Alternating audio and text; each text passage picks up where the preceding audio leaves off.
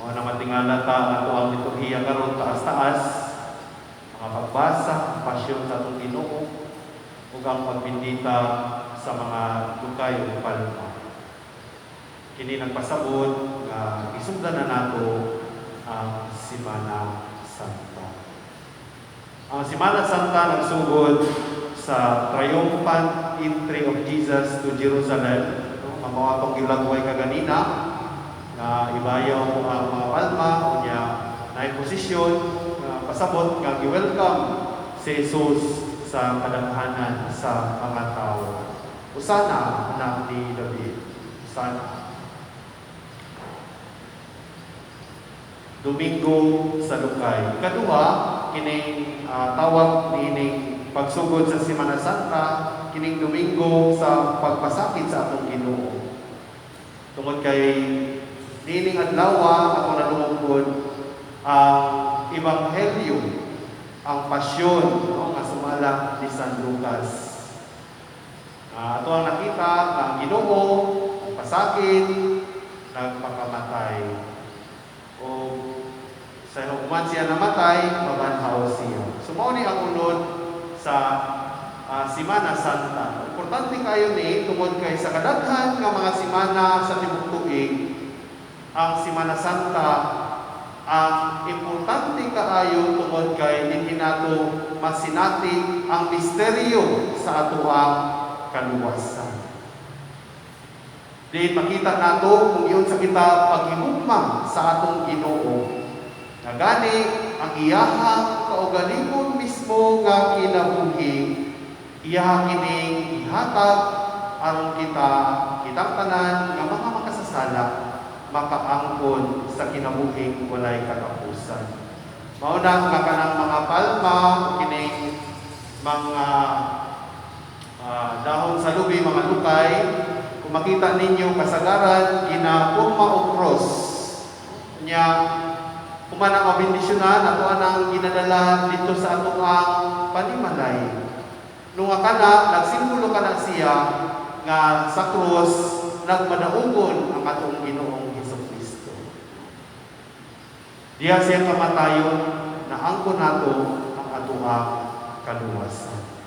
So mga igsuon, sa ato ang pagpadayon sa pagkumalandong sa ato ang kinabuhi, isip pagsulod nining Semana Santa, pagsaulog nato sa may mayapon kapagsulod sa atong Ginoo sa Jerusalem, sa iyahang pagpasakit, sa iyahang pagkamatay o pagkabanhaw, hinaot unta nga maningkamot punta no nga magbagko sa ato ang kaugalingon tungod kay matag tuig, mao ni ang ato ang gisaulog ang Ginoo nasayon ta nga nagpakasakit siya tungod sa iyang alang kanato ug tungod kay kitang mga makasasala kinahanglan luwason.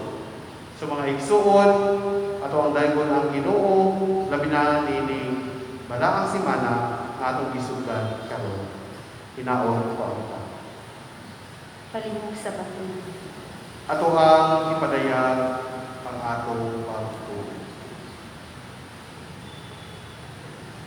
Nagatuo kami sa usa ka Dios, ang amahan makagahom sa tanan, magbubuhan sa langit ug sa yuta, ug sa tanang makita ug dili makita. Nagatuo ko sa usa ka Ginoo, sa Jesucristo ang bugtong anak sa Dios, gianak sa amahan sa walang pay katuigan. Dios gikan sa Dios, kahayag gikan sa kahayag. Matuod nga Dios gikan sa Dios, mga tuod, gianak dili binuhat. Sa kinaiya sa amahan, pinahagi kaniya na mahimo ang tanan. Tungod ka nato mga tao, alag sa atong kaluwasan. Ikanaw siya gikan sa langit, sa lalang sa Espiritu Santo, nahimo siya may lawas, gikan ni Maria Hulay, nahimong tao. Tungod ka nato, ilan siya sa krus, sa sugod ni Poncio Pilato. Naghantos siya namatay doon. Sa katulugan daw, nabanhaw siya. Aron matuman ang kasulatan. Isa ka siya sa langit, nagalingkod sa tuo sa amahan. Mabalik siya may mayaon, aron paghukom sa mga huli o sa mga pinatay. Kaya ang kanila walay katapusan. Nagatuwa ko sa Espiritu Santo, ang Ginoo maghatag sa kinabuhi, nagalikan siya sa amahan sa amin. Duman sa amahan sa anak, isimba siya umaya, umisulti pinagi sa mga propeta.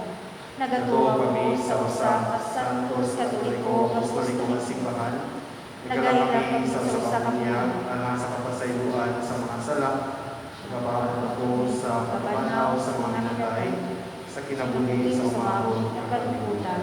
Amen. Mag-aampo kita sa tunangin pumamahan nga sa kasakitan o kamatayon sa iyang anak, maghatag ka natong kalingon sa atong pagtuo. Ato'y panayag kaniya ang atong mga panginahanglan sa matang pag-ampo ang atong itubag. Ginoo, dungga ang imong katawhan. Ginoo, dungga ang imong katawhan. Alang sa malagaron nga simbahan, magmatinud-anon o magmadasigon siya sa pagsamyaw sa maayong balita nga si Kristo nag-atos o nagbanhaw alang sa kaluwasan sa tanan. Mag-ampo kita sa Ginoo. Ginoo, dungga ang imong katawhan. Alang sa maayo o hapsay nga nasod, magmatinud-anon ang mga lideres sa paghatag sa ilang kaugalingon diha sa makaingayon nga pagpangalagad sa katawhan. Mag-ampo kita sa Ginoo. Ginoo, dungga ang imong katawhan. Alang sa tanang Kristiyano, makaampo sila sa pagsunod kang Hesus, subay sa iyang paagi, ug sumbanan nga iyang ihatag kanato, aron makabaton kita og kaluwasan.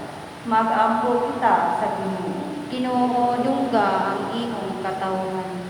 Alang sa atong mga kaigsuonan, nga nawad-an sa kadasig, makikiusa sila kang Hesus, nga nagpasakit aron ilang makabot ang maya, ug pagkabanhaw nga maoy alang ni atong magmatinud-anon. Mag-ampo kita sa Ginoo. Ginoo, dungga ang imong katawhan. Alang kanatong tanan, nga kining panahon sa Semana Santa, mamahimong usa ka higayon sa pagbago sa atong kaugalingon, gikan sa atong pagpakasala. Mag-ampo kita sa Ginoo. Ginoo, dungga ang imong katawhan. Alang sa mga nakamatay, mahatagan og luna dito sa manlangitnong gingharian. Mag-ampo kita sa Ginoo. Ginoo, dungga ang imong katawhan.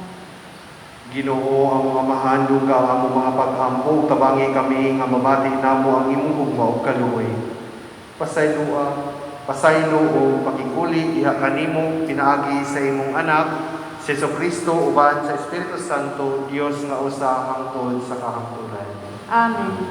Palihog-lingkod ug kanuhanda mo ng atong mga gasa.